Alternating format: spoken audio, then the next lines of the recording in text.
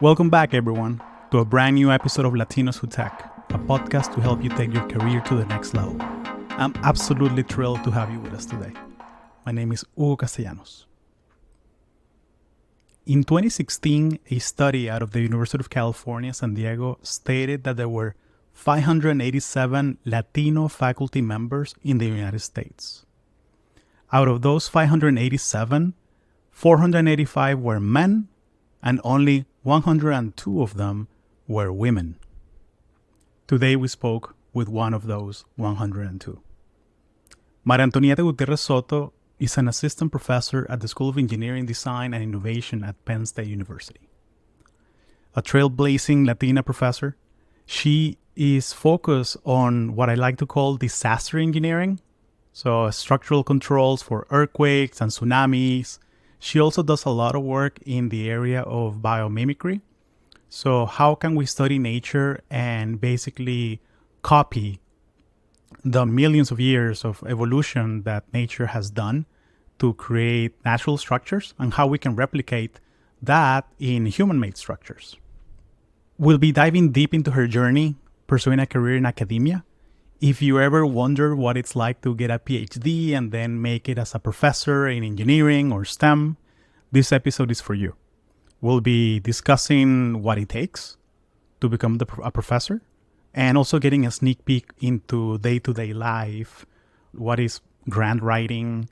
What is it like to run your own lab and pick your own research focus, and all of those fun things. Now, before we kick off this fantastic conversation, I have a favor to ask you. Can you please take 5 minutes and fill out a small survey in the show notes?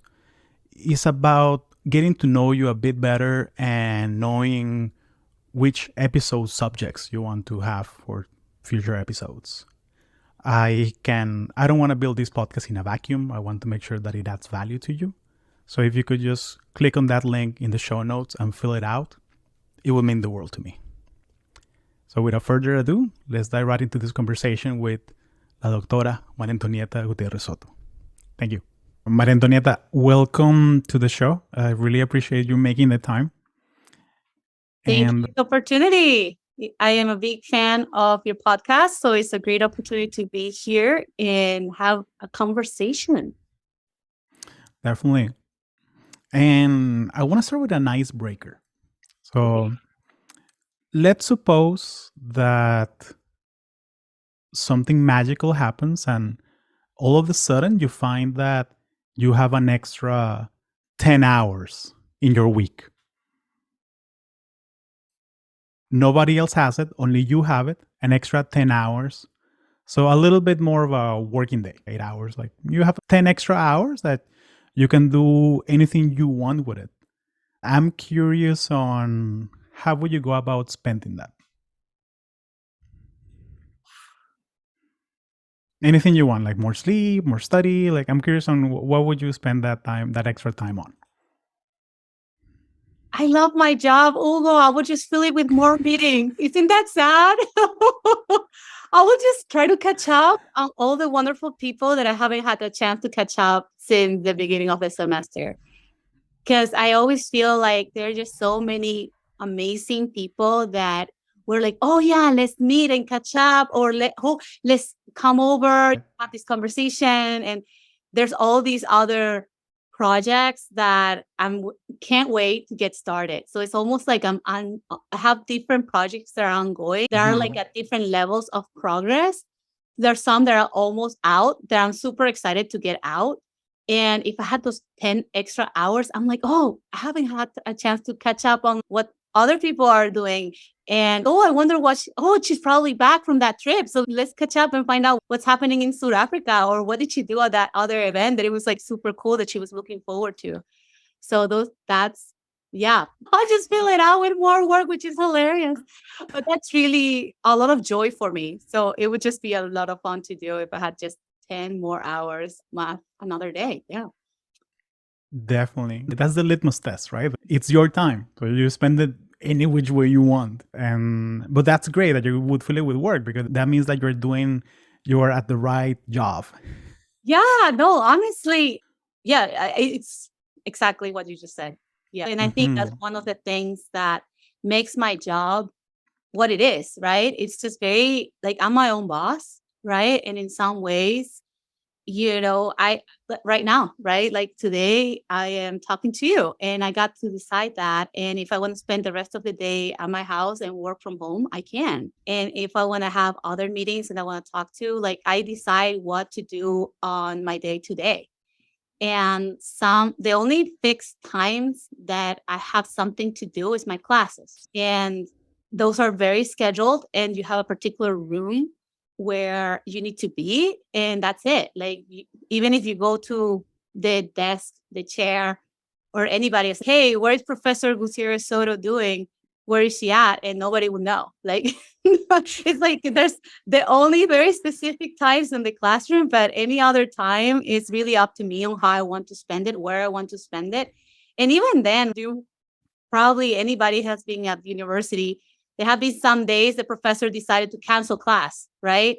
Or, oh, you know what? We're just going to have it on Zoom today because I happen to be out of town and or the next two classes are going to be on Zoom. And nowadays, right, that's perfectly acceptable. And people jump in on a Zoom call and nobody will think that it will be weird. It'd just be like, oh, yeah, great. But that's the kind of flexibility that this job has that, yeah, on that end. That's a long way of answering that question. No, But but that's fantastic. That's exactly what this is about. Double clicking on it. And I remember being on the other side when I was in college, when the professor would be at a congress, at an academic conference, and they would send a postdoc or a TA also, to teach the class. And I remember seeing those. And now I get it. Now I get it. But I remember seeing like those super scared, like first year PhD student. They're probably from somewhere outside the US and they're talking to an auditorium of 300 people. So I remember seeing them and then, oh, wow, like that seems like a difficult job. And yeah, if you've never done that, like public speaking in front of a bunch of people, yeah. And now I get it. absolutely. The spot Mm. based on what it's like to be in the professor's shoes, which is always good. Yeah. So tell me a bit about yourself and about how you decided to study in the US and getting into academia. Thank you for that lovely question. My story is very unique. I think not many people can share that, but everybody has their journey, right? So my journey starts at back home. I grew up, tennis was my life, right? So I was actually a high performance athlete, and me and my sister were playing tennis all day, every day. And we were lucky enough that we got offered full ride to go to the US and play tennis. And that's where, that made that decision to be able to go to the US and still get an education and continue to compete at the high level. So we played NCAA Division One tennis at Lamar University, and that's where my journey started in the U.S. And I played tennis all 4 years, and it was really wonderful. We won conference and participated on the All American. It was just a lot of fun to be in that environment about college life and as a student athlete and everything that comes with that. And being able to pursue a degree on the side, right? Right. But I really wanted to do something in engineering because I always loved to do that. And being able to do civil engineering and tennis at the same time was also very challenging, but also a lot of fun. And that's how I came to the US. Yeah. That's very interesting because the fact that I mean working and I will use the word working because working as a performance athlete and spending all those hours practicing and traveling to meets and training and making sure that you don't get injured and all that. That's like a full-time job while also pursuing a very challenging major. I'm curious on how do you make it work? What kind of habits you built into your system to make it work? Yeah, no, that's a really great question. And I think it's also because growing up in Venezuela, right? And trying to even find a court that is empty in Caracas, where it's the capital, and even finding an empty court was also challenging. I feel like we grew up on that environment where we were trying, always seeking, looking for opportunities and things like that.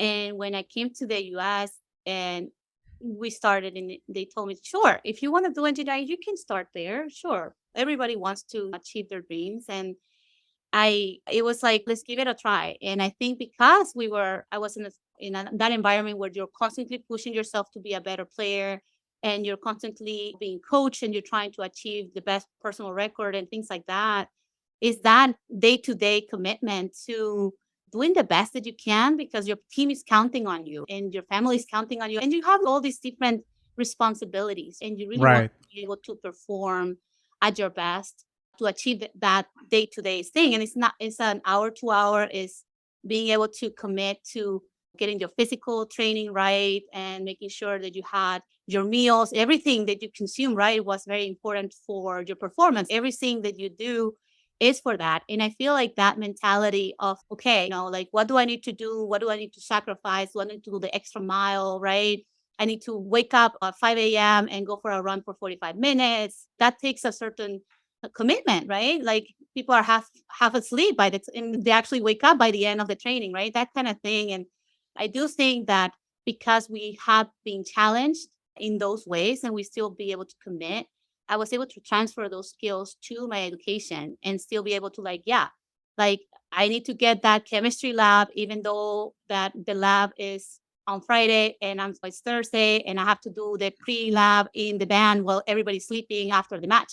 I will get that sheet of paper, that worksheet, and try to fill it out and things like that. And it was also challenging in some ways, but it was also a way to prove yourself, because in some ways I was also the only woman in the classroom. And it was also like, oh, now I have to prove myself too. And sometimes you tend to feel like maybe you shouldn't be there. But for me, I think it was more like a chance to prove myself. And it's almost like, because I'm the only woman, now I have to be the best in the class. And so it was also it was an interesting environment, I think, because when you are in the classroom, they're like, oh, but you're an athlete, so you probably won't do well. Or when you're an athlete, and then the other athletes will be like, oh, but you're pursuing engineering, so your tennis is probably not gonna be great. So you're constantly, no, From both sides, you yeah, have all that both sides negativity, are all kind of that. challenging you in those identities. And then I was like, you know what? Then there's no way out, right? Now I have to graduate with a 4.0, and I have to be undefeated on my senior year, which I ended up doing that. And it also triggered a lot of awards on my senior year, where I was like selected as the ASE Senior of the Year. And I was also the first team athlete, which was like meaning that in my position, I was undefeated. So I was undefeated my senior year, and it was a huge accomplishment as an athlete, but also being able to be the best student too. So it was also like, how are you getting good grades if you have missed 2 weeks of classes? And I'm like, I'm catching up. And to be honest, the professors made a big difference for me in my education. And they love teaching. And I learned a ton. And I had a great group of mentors that were like willing to friends and things like that really helped me and shaped how I saw professors being able to help everybody, right? And the joy that they had in the classroom, I think it also told me, wow, that seems like a fun job. Like, he's having a good time. Maybe that will be something I will consider doing maybe later on. But you think about that in reflection. So, oh, I had great professors. That made a big difference in my education, Definitely. right?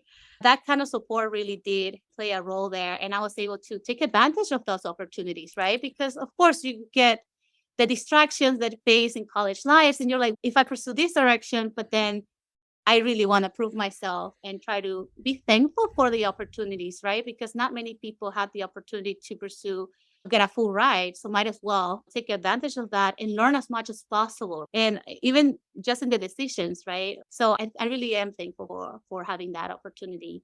And my last year of college, I actually didn't have tennis. So I had finally a 3 year, quote unquote, that I wasn't working, like you said, but that's a full time commitment. So and during that senior year, I was like, okay, since I haven't been able to participate in a lot of things, I'm going to participate in all the things that the part of Typical sleep. overachiever reaction. Yeah, Okay, I was like, what am I going to do with all maximalist. this free time? What am I going to do with all this free time? So I joined the American Society of Civil Engineering Student Organization, and I participated on the concrete canoe competition. And we started the Society of Hispanic Professional Engineering Student Organization, which of course became my favorite organization to be part of.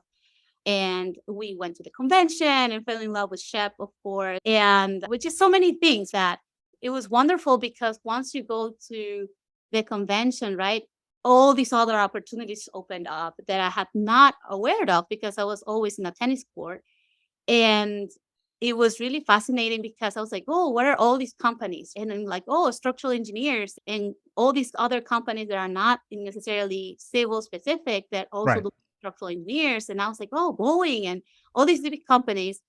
And I remember very clearly that I was trying to find in that map with so many companies and getting lost in that place. And somehow I ended up in the universities. And I was like, what are the universities even doing in the career fair? This is so strange.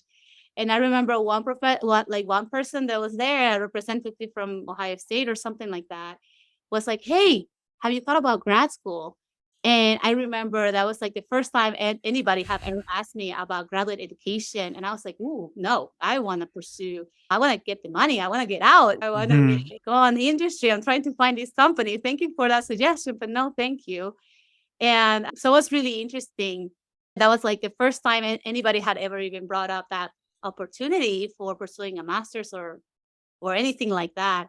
And later on, because I was part of SHIP and ACE and all of these different engineers without borders too, because I was like, oh, we can go abroad and use my civil engineering degree to help communities that don't have water or access to different things. And I thought that was like a really great way to build society. And being a civil engineer meant that you can provide water, you can provide a shelter for people, you can look at a transportation, right? You can see how civil engineering can really shape and change a society as a whole. And I was just really fascinated to see how you could use that degree, right, as a form of power to really Right. influence the society. And I started attending all these different things, right? Engineering Without Borders and different organizations. And at one of them, they told us, like, if you want to do structural engineering, most people that pursue a degree in structural engineering will probably need a master's degree. And you're like, oh, this is the second time I heard about grad school. And now it turns out that master's in science and engineering, it's a thing. Like that's very important, especially if you're trying to get your PE license and your structural engineering license and all these different things. And it turns out that if you go to grad school, you no longer have a specific set of credits that you can choose, but you have the freedom to just take classes that you're interested in. So I was like, oh, that's really cool. So basically, when you're a senior in engineering, you pick electives, right? Technical electives. So classes that, might be interesting, but they're not required. So that kind of, oh, I can learn about concrete design and steel. And at least in civil engineering, you get an introduction to those topics. And then in maybe you need additional training for that. So that makes sense to me. So then I was like, okay, so maybe I should start looking into this graduate school again. And I picked up some of those flyers and things like that. And fast forward, right, I received a fellowship to go to Ohio State. And I was really thankful for that because that also meant that I was like, okay, so this is happening and I'm going to up north and find out more about what this is all about. Yeah. Thank you for sharing that. That's fantastic. Quite a journey, especially going from, yeah, that transition from industry, grad school. I'm sure there's a lot of people asking themselves that question every year. And should I get a master? Should I get a PhD? I'm curious, do you still follow tennis? Do you still play for fun? Actually, yes, I do. Funny enough, Hugo, days ago, I played mixed doubles with other professors of Penn State who were also college tennis players, not necessarily in engineering, but they were also playing college back in the day, like 10, 15 years ago or something. So it was actually highly competitive. I'm not gonna lie, like it was That's like, wow, are fantastic. you serious? That's fantastic. And then I show up the next day to the classroom and I'm like stretching and I'm like, oh my goodness, I'm not in shape like I was a long time ago. But it was still a lot of fun to be out there and we still collaborate. It's just on the changeovers. We talk about research. So what are you working on? Oh, I'm working on health sciences. And we still talk about research related things. But it was just fun And I think you hear about it, right? Like people play golf and then on the changeovers, they talk business, right? I feel like I've seen those on movies. And then I'm playing tennis and talking about research on the changeovers. And I thought that was funny. Yeah. So Yeah, that's great. Hey, who knows? Maybe you can get a couple papers out of it and some collaboration. no, it's our life, right? We are really nodes and we have a huge network on each side. And a lot of the problems that are facing by society need other disciplines, right? So like the people that I play tennis with, they are in sociology, they are in health sciences, they're like working in food and access and security and water and things like that. And my research work right now, it's really focused on natural disasters, right? And when a natural disaster happens, of course, I'm gonna look at the structural engineering perspective to see what happened, right? To my buildings, to my bridges and things like that. But then when you go on the site and you start collecting that kind of data, you find out, wait a minute, this community just had their Walmart, right? Mhm. Destroyed and they don't have access to food anymore. So how are they getting food? So now you bring that perspective, right? And then like, are people having water? Is the water really a source? Safe. Is the water safe? How long is this community gonna be without power or like without a home? How long is that gonna take? So there are so many interdependencies and it require all these different disciplines. So it was funny because I was telling them, oh, I work on natural disasters. And he's like, really? Because this other person is looking at the food access of these communities. You should talk to them and maybe there's something you can work together. Or this geology professor who's looking at other things or flooding that is also happening on the side. So it was just really neat to see how different perspectives are trying to address this very challenging problem that is faced on a daily basis sort of in all parts of the world, right? Yeah. So tell me a little bit more about professor life. And I'm curious on you mentioned a little bit of it about how you have that freedom of like how you can structure your time your own way, but I'm curious on when you started working as a professor, as an actual professor, like what surprised you the most? Maybe what was the unexpected part of it? Huh, I didn't know I had to do this. Yeah, so there are many things there. So before that, actually, they have these particular workshops that are called like next professor or future faculty workshops or things like that. And when I was in graduate school pursuing my PhD, my advisor told me, said, hey, now that you're about 1 year or two away from that, let's go for these events. And so you become aware because even when you're pursuing your PhD, you can still look at working on a research lab or pursuing a degree, research development position in companies, right? So the industry and all these other opportunities are still there, right?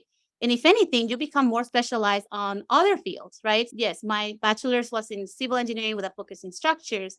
But during grad school, I took classes in signal processing and control Hmm. engineering and industrial engineering. And I just actually opened up in a lot of things that I became a data scientist, quote unquote, and things like that. So actually, industry positions even opened up a lot more because I just had a lot more background and opportunities to pursue. So I remember having offers from airlines and things like that just because I had that background for addressing some of these really challenging issues like forensic engineering. So anyways, so even when I was at a PhD, I was like, should I even pursue academia? Like, I'm not really sure if I really want to just have the same class over and over again. Grading looks horrible. Who will take that job? That seems like I don't know. That doesn't seem like a lot of fun to me. So I went on this workshop training and it was really interesting because it really opened up on what professor life looks like. There's a myriad of opportunities too in there because there are tenure lines and non-tenure line positions. They actually Hmm. have positions where it's just teaching or positions where you do just research and you don't have any teaching. So you have these very specific things. And then you have just a standard professor that has a little bit of teaching, a little bit of research, and a little bit of service, right? Which is like the most common. But you do have the clinical faculty positions, and you have all these other positions, and there's also these administrative positions, right? And you're like, administrative positions. And when I was in school, I don't think I ever look up what the vice research assistant, like all these different Hmm. positions that associate dean for the College of The Engineering. provost or yeah, What what have you. Exactly. So it was really interesting to find out, what does the dean of the College of Engineering do? What does the chair of the Department in Civil Engineering do? What is their role? Why would anybody want to do that kind of job? And it was fascinating because of some of these events, they actually had a panel with deans of the College of Engineering from some of the really top universities. And you get to hear from their perspectives, what does their day-to-day job look like?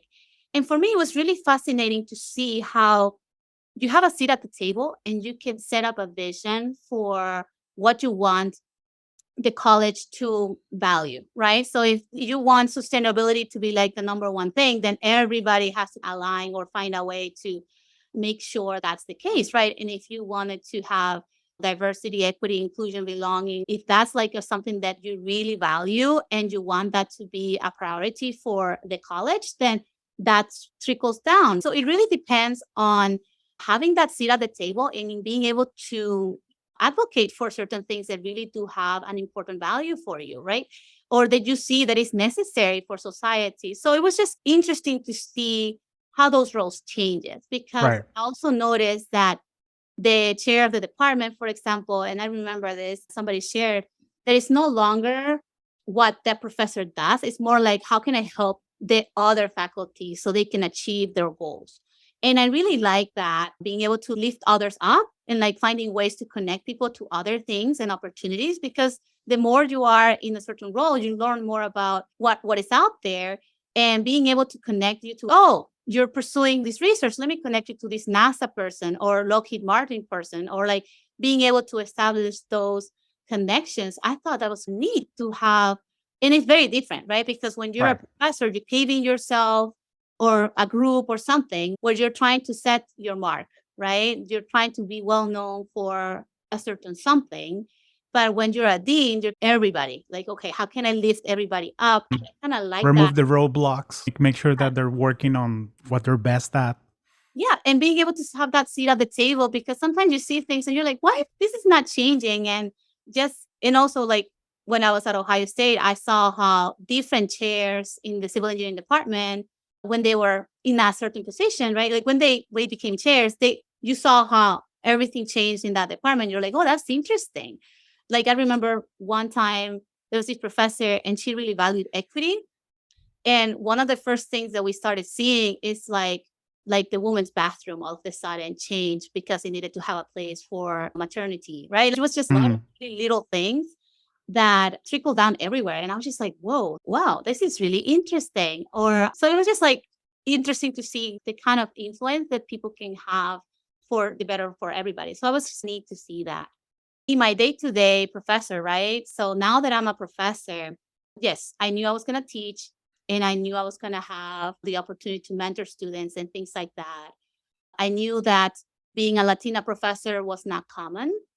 And one of the things that I was going to get a lot immediately was probably a lot of questions from all my women in engineering students and a lot of Definitely. color students, right?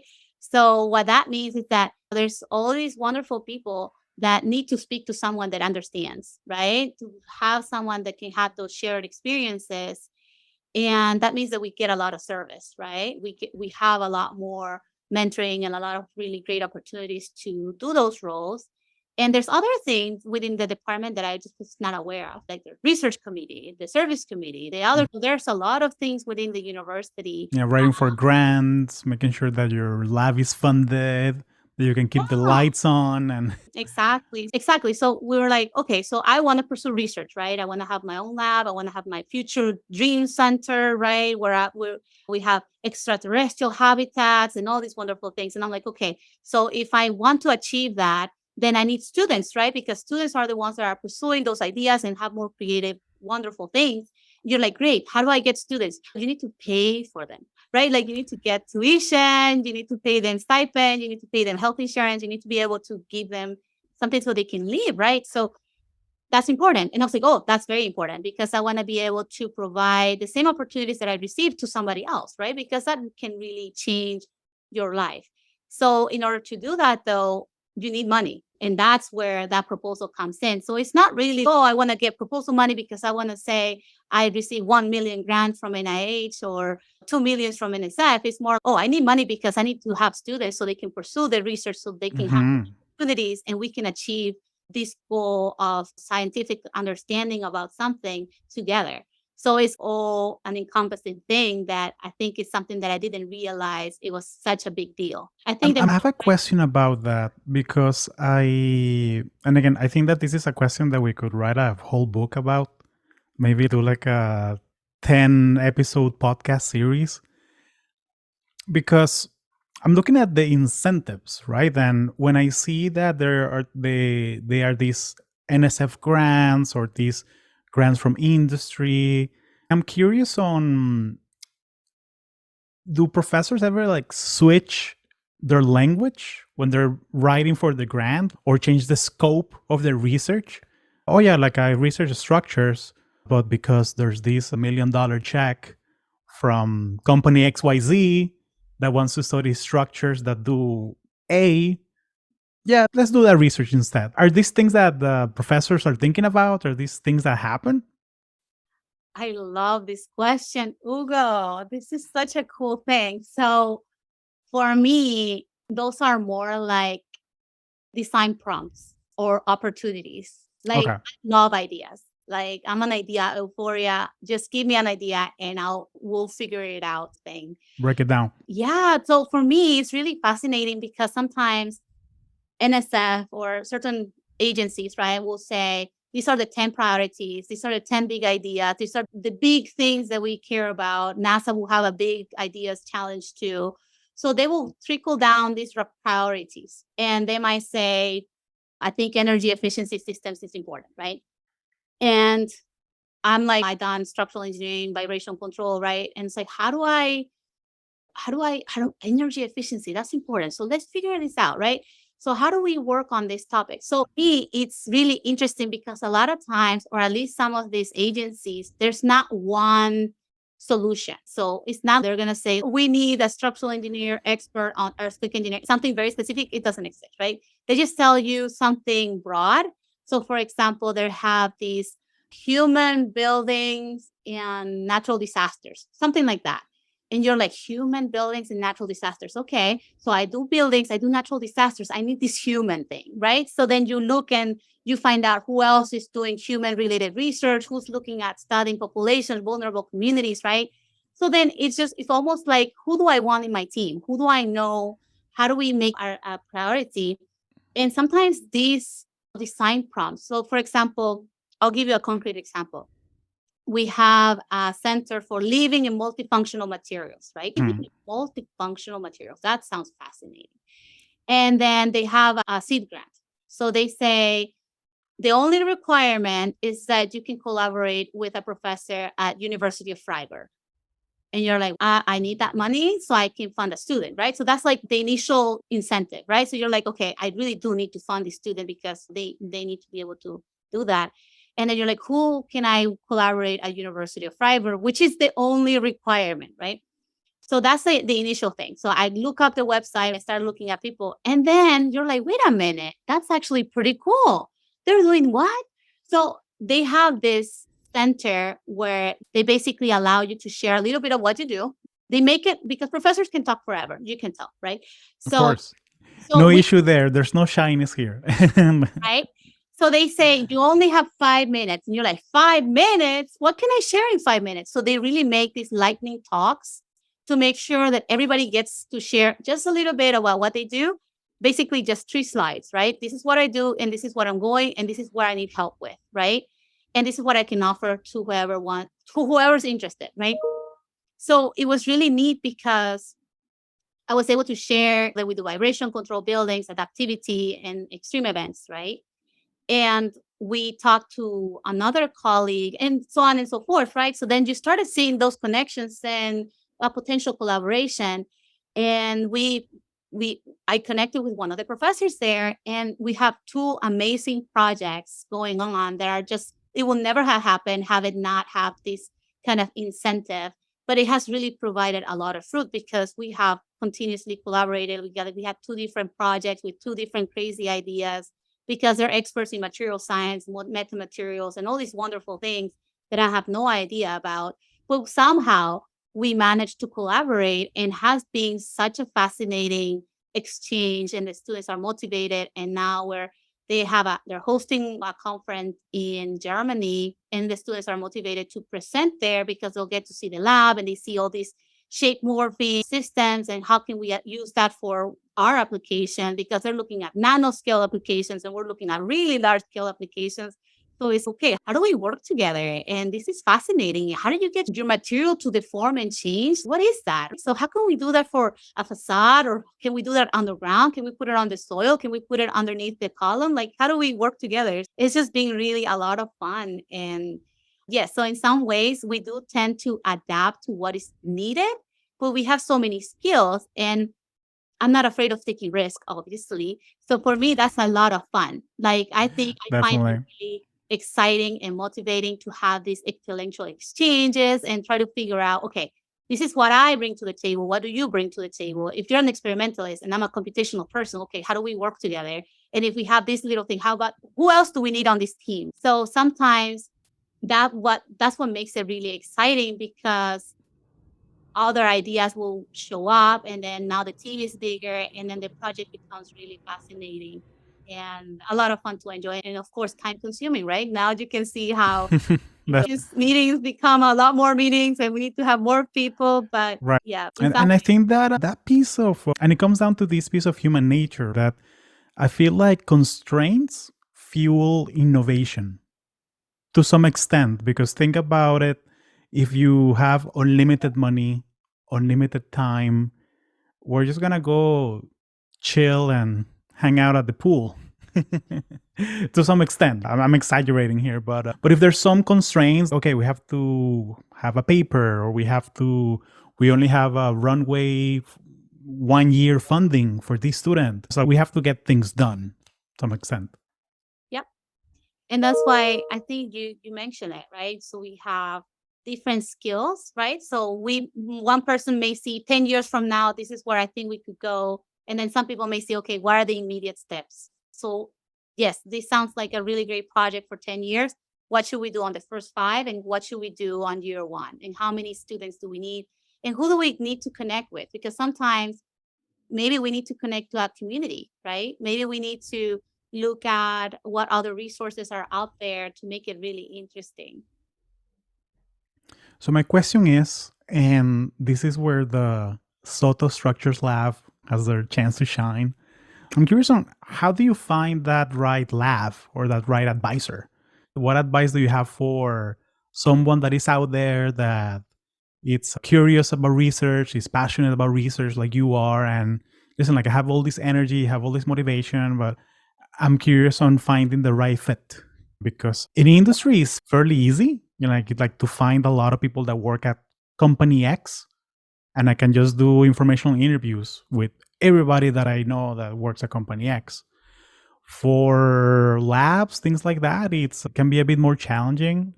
Or maybe I'm completely wrong, but I don't know. But I'm curious on how would you go about it? What advice do you have for somebody that is looking for the right lab, the right advisor, the right focus for grad school?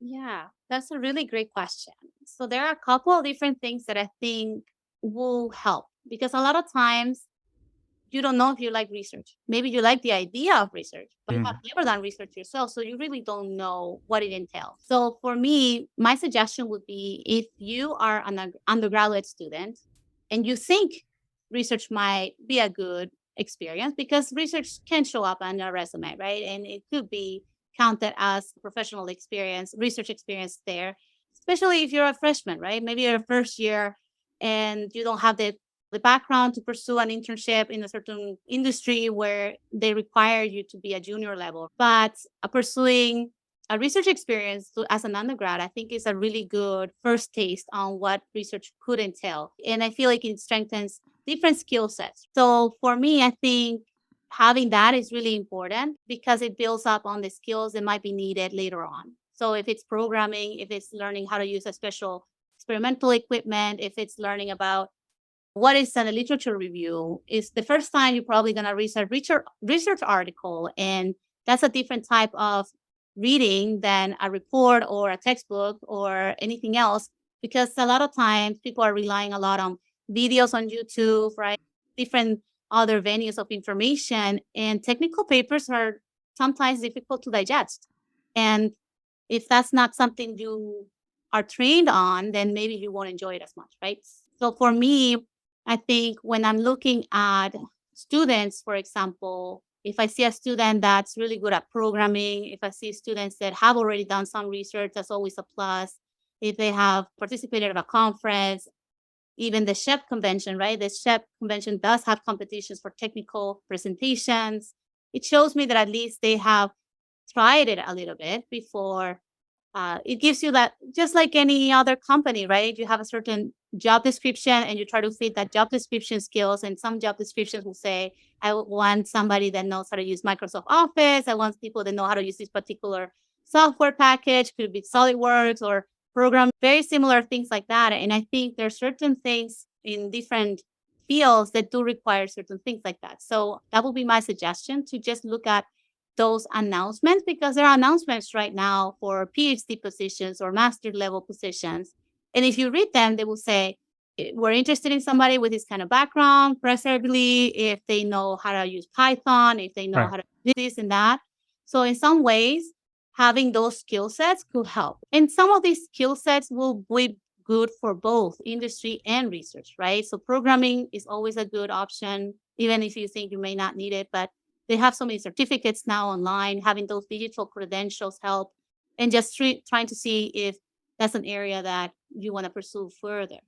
For me, I actually do to see students that have that a sport, right? I want to Of support my student course. athletes. So if I see student athletes that are interested in pursuing grad school, those will be really great students, because for me, they tell me that they can be coachable, because a lot of times what is about grad school is learning about how to learn. It's learning is no longer a professor that's giving you the knowledge, but it's you being able to find out what is your learning style and what works for you and how are you learning on your own. So if I know a certain software and I need to learn a new one, then do I have what it takes to learn this new software to accomplish a final goal? So I think that's also something that you learn when you're in grad school, and being able to be coachable. That means that if I'm able to provide you with feedback and you get better as time goes, then that's always good. Because sometimes if you're a perfect student, quote unquote, academically, you have never failed before, you have never done anything. And then you come to grad school and all of a sudden you find out that the answer is not on the back of the book, that not everything, you are actually pursuing new knowledge, right? So a lot of times that can be really intimidating to someone that is not willing to take risks. And that's, for me, that might be difficult, because I like to pursue ideas that are really challenging, and we're probably going to be the first ones trying to do that. And it might work, it might not work, and we're still going to learn about it. So for me, it's more like pursuing, would it work? I don't know. Let's figure it out. So for me, that's the kind of mentality. And we're looking at 3D printed structures, and are they going to survive earthquakes? Nobody has done it before. Let's figure it out. Should we instrument this? How would 3D printed structures adapt to different environments? And then I have a student who's a second year student who just joined my lab a couple weeks ago. And he said, I want to do everything that dream structures are doing, but I want to do it in the moon and Mars. And I was like, welcome to the lab. Like this, that's exactly the attitude that we're looking for, because he's a second year. He has not taken any courses, but he already has the mentality of, let's pursue this further. I'm willing to take the risk. I'm willing to learn. I want to see origami deployable mechanisms. I want to look at inflatable structures. And for me, that's an opportunity to learn about something cool and new that I have never pursued before. And it's also inspiring to other people in the lab, right? Because they might be looking at biomimicry for certain things, or they're looking at smart materials, or they're collaborating with this other international collaboration. And it builds upon each other. And I think it's just really exciting to have people in the lab who have backgrounds in architecture, mechanical engineering, civil engineering, and sociology. Like I welcome pretty much anybody who's willing to really take risks and collaborate and be able to pursue knowledge and have that kind of teamwork, and also self-motivating attitude. That's fantastic. That's fantastic. That's really helpful. Really And, helpful. and I know, and And that origami deploying mechanisms, that sounds amazing. Like I want you to send me the paper where you found that. That sounds really cool. no, and I think that's what the joy of research is, because I'm my own lab, right? Like we pursue ideas. Like they may or may not happen, but I'm not in a job in the real world, quote unquote, where if it fails, that means that the client and all these other things that are really serious. For us, it's like we're pursuing ideas, and if they work, great. But we'll continue to work on this. And if I decide that I don't want to pursue that idea anymore, I just change the topic and I just put another project going on. But in my lab, so right now, I'm an assistant professor in the School of Engineering, Design, and Innovation, right? So my background is in civil engineering structures, but I work in the School of Engineering, Design, Innovation. What is that? It's not civil engineering. It's not the Department of Industrial Engineering. It's Engineering, Design, Innovation. And for me, that was really what attracted me to Penn State, because exactly what you just said. My next door neighbor, she looks at the material side of natural disasters and global development. And the person next to her works on origami and compliance mechanisms from the mechanical engineering perspective. And the person next to him works on additive manufacturing for different systems, right? So they have looked at making 3D printed things for different lattices. And I said, what if we make them out of steel in a larger scale? Would they perform the same as a beam? Nobody knows. The person next to him, it works on industrial engineering and then biomedical engineering. And there's another professor. We have a law policy engineering, which is a completely new program, very unique. And they're looking at social justice, and they're looking at justice and engineering. They have a PhD in anthropology. They actually have lawyers with a law office and everything. So when you look at natural disasters, being able to influence policy and things like that's super important. And we have the entrepreneurship engineering, which also means that students can get started a startup. They can get money for their own business ideas. And that's one of the goals of that program, being able to have your own startup by the time you graduate. They have leadership engineering, and what's amazing, right? So for me, it was just really neat to be the only civil engineering in that department that had that background, and being able to interact with all these different disciplines to pursue great ideas. So I'm being co-advising a lot, and I have affiliations in architectural engineering, affiliations in civil engineering, but my home is still in school engineering, design, innovation, where they embrace this myriad of ideas. And I guess I wanted to just mention that not all the labs are the same. So the Of course. feedback that I'm providing is from my perspective, but I know very well that different professors have different cultures in their lab, which is also something that you can do as a professor. You decide what your culture looks like. And for me, I come from chef, right? So we have a chef familia in my lab, and we embrace that. No matter where you're coming from, this is a family. We help each other out. If somebody's coming for the first time, we're picking you up at the airport. We're taking you all over wherever you need.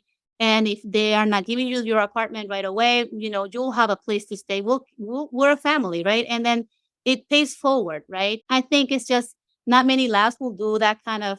I think we do it way too much, but I do think that because we make that intentionality in our lab, it means that people are willing to respond, right? Because they're no longer just a regular job. It's something where they feel like they're cared for. And I think that's the kind of thing that is something that we as professors are able to influence, and we get to decide who joins our lab. Just like somebody looked at my profile and said, I would like to give you that opportunity. And I like to be able to be in those positions. And for me to be able to pursue even more crazy ideas, that means that I have to write more grants and get more opportunities to interact with industry, right? Because some professors do have contracts with Ford and some other industries that will fund some of these research projects. So it really depends on the professor and the area and what they're willing to work on. Thank you for painting that picture. That's very complete. And with that, I want to say thank you so much for your time. I really appreciate it. And I'll make sure to add in the show notes the link to your lab so people can check it out. And if we have any graduate school curious people that they can check it out. They're curious about the structures, the structural engineering, and that innovation aspect, because I think, again, it's a blank canvas, right? That you can do anything you want with it. Yeah, thank you so much for the opportunity to share our stories and being able to provide some insight about what research life looks like. And I welcome anybody that wants to ask me questions or just learn a little bit more about what grad school is. I'm happy to connect with my students and alumni and so on and so forth. So thank you again for the opportunity. Happy to have you, and this is your home. So anytime that you want to broadcast something, you're welcome here anytime. Thank you so much. Thank you. Take care, Hugo.